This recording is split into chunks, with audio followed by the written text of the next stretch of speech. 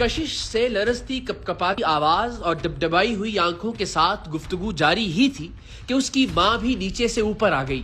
شروع میں اسے لگا کہ شاید ہم ان کے اس دھندے کے خلاف کارروائی کرنے آئے ہیں، مگر ہمارا ہمیشہ سے یہ اصول رہا ہے کہ کوئی اپنی مرضی سے منہ کالا کرتا ہے تو کرتا رہے، کیونکہ اس صورت میں یہ اس کا اور خدا کا معاملہ ہے۔ لیکن جہاں زور زبردستی سے جسم فروشی کسی پر مسلط کی جا رہی ہو، وہاں ہم سمجھتے ہیں کہ ہمارا اور معاشرے کا فرض ہے کہ اس کی مدد کی جائے۔ کشش کی ماں کو ہمیں یہ بات سمجھانے میں کچھ وقت لگا کہ ہم خود یہاں نہیں آئے، ان کی بیٹی نے ہمیں مدد کے لیے بلایا ہے، جس سے وہ زبردستی بدن فروشی کروا رہی تھی۔ وہ رہنا ہی نہیں چاہتی آپ کے ساتھ، چھوڑ دیں۔ آ جاؤ بیٹا، آپ سائڈ پر اس طرف آ جاؤ، اس طرف آ جاؤ۔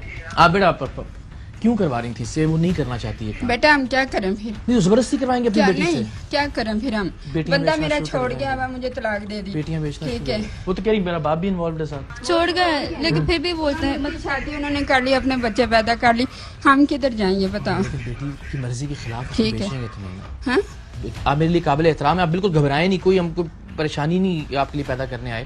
وہ یہ کام نہیں کرنا چاہتی، اس کو نہیں کرنا چاہیے یہ کام، اس کو ہم لے جائیں گے نہیں جہاں کرنا وہ چاہتے، نہیں کرنا چاہتے۔ ہاں جی، ایک ماں کا کام ہے نا کہ اس کو پھر سیف گارڈ کرے، اس کی حفاظت کرے۔ تو بیٹا پھر ہم کیا کریں؟ ہمیں کون پوچھتا ہے؟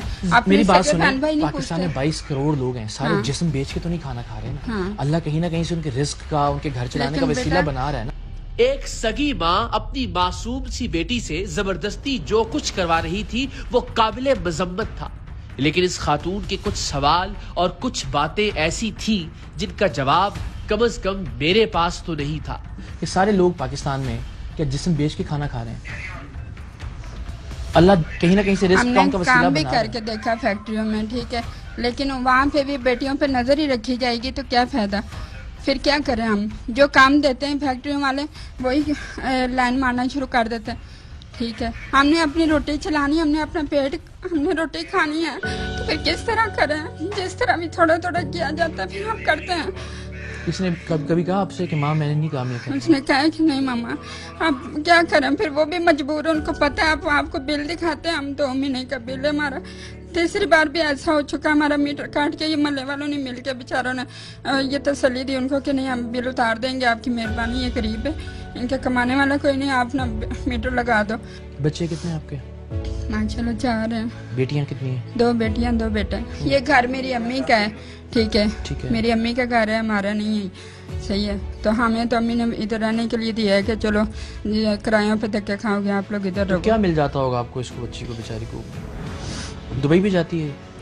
ہاں دبئی بھی بھیجتے ہیں، کتنی بار 5-6 بار گئے۔ تب بھی یہ کہتی تھی کہ مجھے نہیں جانا۔ یہ تو کرنا ہی نہیں چاہتا، یہ ان کا بھی دل کرتا ہے۔ اب دیکھیں نا، پھر میں آپ کو ایک بھائی کے طور پہ کہہ رہا ہوں کہ وہ بچی جو بیچاری نہیں یہ کام کرنا چاہتی، اس کے ساتھ وہاں دبئی میں کیا کیا سلوک نہیں ہوتا ہوگا، نشے میں، شراب میں، ایسے ہی نا لوگ، کوئی اچھے لوگ تو نہیں آتے ہوں گے اس کے پاس۔ کیا ملتا ہے؟ کتنے مہینے کے لیے جاتی ہے؟ ہاں سے ہم 2-3 لاکھ لے لیتے ہیں۔ ہاں جی، دل پہ کچھ نہیں ہوتا جب یہ دبئی گئی ہوئی ہوتی ہے کہ وہاں اس کے ساتھ کیا ہو رہا ہوتا ہوگا؟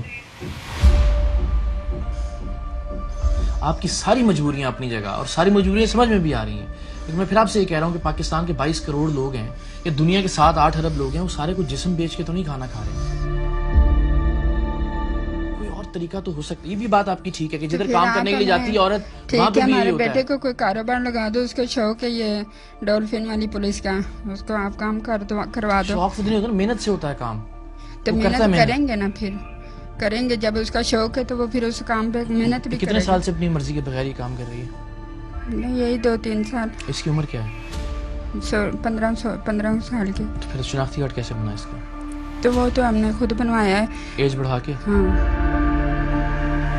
ہمارے سارے آدھے رشتے دار یہی کام کرتے ہیں، تو پھر ہم بھی کیا کرتے ہیں، ہمیں بھی پھر یہی کام ملا ہے۔ یہ تو کوئی جواز نہیں ہے نا کہ میرے سارے رشتے دار ہیروئن بیچنا شروع کر دیں تو میں کہوں اس لیے میں بھی بیچتا ہوں۔ چیز کام غلط ہے، اس کو غلط مانتی ہیں، یعنی یہ بالکل غلط ہے۔ اور میں پھر یہ کہتا ہوں غلط تو ہے ہی ہے، تب زیادہ غلط ہو جاتا ہے جب وہ بیچاری نہیں کرنا چاہتی اور پھر اس سے کروایا جائے زبردستی۔ چاہے وہ آپ کی محبت اپنی ماں کی محبت میں کرے، چاہے وہ گھر پر ملتی، تو پھر ان کو بھی پتا ہے وہ کچھ بھی کرنے کو تیار ہو جائیں گے۔ کوئی اللہ پہ یقین کر کے تو دیکھیں ایک بار، اللہ تعالیٰ کی ذات کو مانے تو صحیح۔ ہم تو پھر اپنے سب کچھ کر کے دیکھ لیا، روٹی نہیں ملتی ہمیں۔ آپ نے خود کوئی کام کرنے کا سوچا؟ کیا آپ خود کوئی کام گھر پہ کوئی کام کر سکتا ہے، سلائی کڑھائی کا کام کر سکتا ہے؟ مجھے بھی کچھ نہیں آتا۔ آپ نے خود ہی کام کیا کبھی؟ ہاں جی، آپ نے بھی کیا؟ جب ہمارے امی کے حالات تنگ تھے تو ہم بھی کرتے تھے. تو اب آپ کے حالات تنگ ہیں تو آپ کی بیٹی کرے گی اور اس کی بیٹی کرتی رہے گی اور بیٹی در بیٹی یہ چلتا رہے گا سلسلہ. کہیں تو روکنا ہے نا اس کو. بیٹیاں اس لیے تو نہیں ہوتی. آپ کا کیا ہے؟ ادھر آؤ، یہیں آ جاؤ امی کے پاس. بس کچھ کہنا نہیں آپ نے. یہاں پہ یہاں کھڑی ہو جاؤ. ادھر آؤ. کچھ نہیں کہتی آپ کو، کچھ نہیں کہتی. اب آپ کا کیا ہے؟ آپ امی کے ساتھ رہنا چاہتی ہو، جانا چاہتی ہو؟ میں جانا چاہتی ہوں، میں نہیں رہنا چاہتی. اس گھر میں نہیں رہنا چاہتی؟ اس کام میں نہیں رہنا چاہتی؟ جی نہیں. اپنی مرضی سے کر رہی ہے بیٹا یہ فیصلہ؟ جی. چلو آ جاؤ. جاؤ. لیکن میں دوپٹہ لپیٹ کے کیا یہاں سے ڈیمانڈ، نکلی. کیا بنوانا چاہ رہے تھے بیٹا؟ جی صحیح بتانا. کیا آپ کو کیا چاہتے تھے کہ آپ کیا بنے؟